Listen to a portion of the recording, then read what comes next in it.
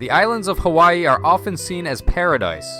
Sun-kissed beaches, emerald valleys, and the kind of aloha spirit that feels like a warm embrace. But behind the postcard-perfect beauty, something unusual is stirring. Something most visitors don't expect. As of this summer, health officials have confirmed the 12th case of dengue fever in Hawaii. Most of these cases have been on Oahu. One was reported on Maui. And while the state says there's currently no evidence of local transmission, the news has sparked questions. Should travelers be worried? Is this the beginning of something bigger? Or is it just a minor story getting blown out of proportion? Today we're digging into the truth about dengue fever in Hawaii in 2025. What it is, why it's appearing, and what every traveler needs to know before booking their next trip. Let's start with the basics. What exactly is dengue fever?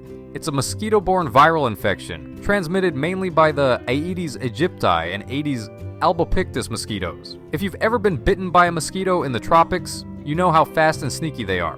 But these two species aren't just irritating, they're the perfect carriers for dengue. Symptoms can start mild: high fever, headache, joint pain, nausea, rash. But in rare cases, dengue can become severe, causing internal bleeding, organ damage, even death. That's why it's sometimes called breakbone fever. The pain can be that intense. Now here's where things get interesting. Hawaii isn't new to dengue. In fact, the islands have faced outbreaks before.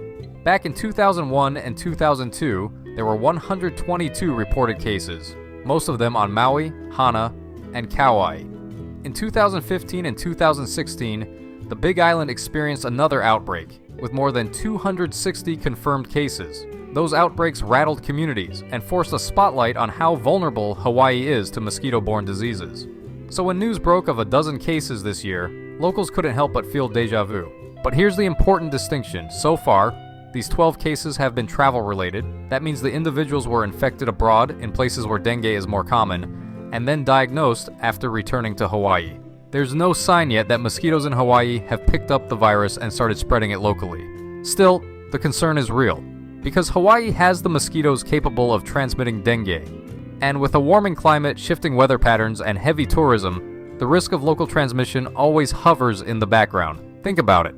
Hawaii welcomes nearly 10 million visitors a year. That's millions of chances for a mosquito-borne virus to hitch a ride. It's not just dengue either. Zika, chikungunya, West Nile. Global travel has turned tropical diseases into frequent flyers. So what does this mean for the everyday traveler? Let's break it down. First, the good news. Right now, dengue is not spreading from person to person in Hawaii. There's no outbreak. Health officials are monitoring closely. And the Department of Health has a strong surveillance system in place. But here's the cautionary side. If you're visiting Hawaii, you should still protect yourself. Not just from dengue, but from any mosquito-borne illness. That means packing repellent with DEET or PICARIDIN. Wearing long sleeves if you're hiking in rainforests or hanging around shaded areas where mosquitoes thrive. And choosing accommodations that use proper screening or air conditioning. Simple steps, but they matter. Now here's something that often gets overlooked. Dengue fever isn't just a health story, it's a cultural and economic one. For locals, outbreaks can change daily life. Parents worry about kids playing outside. Communities worry about stagnant water and how it breeds mosquitoes. And for Hawaii's billion-dollar tourism industry, even whispers of an outbreak can mean cancellations, lost revenue, and panic. It's a delicate balance. Officials don't want to downplay the risks, but they also don't want to trigger unnecessary fear that damages the economy.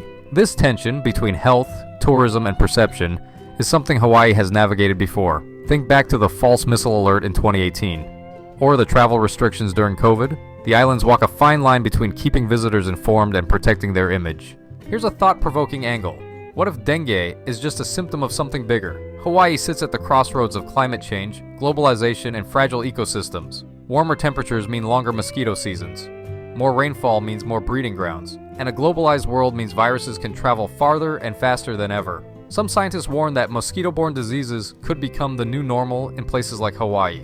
Not constant outbreaks, but recurring flare-ups. Small waves that test the resilience of health systems and the awareness of travelers. If that's the future, then today's 12 cases are more than just numbers. They're reminders. Reminders that paradise isn't immune. Reminders that the line between local and global is thinner than we think. So what should you do if you're planning a trip to Hawaii right now?